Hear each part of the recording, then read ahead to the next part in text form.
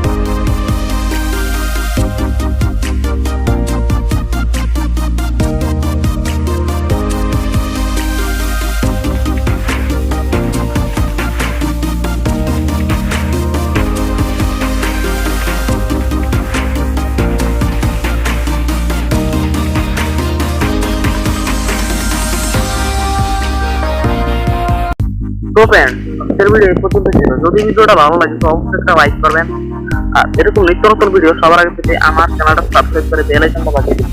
আর যে ইন্টার ভিডিওটা আমি ব্যবহার করলাম এটা যদি আপনারা পেতে চান তো অবশ্যই আমার ডেসক্রিপশন বক্সে চেক করবেন, পেয়ে যাবেন।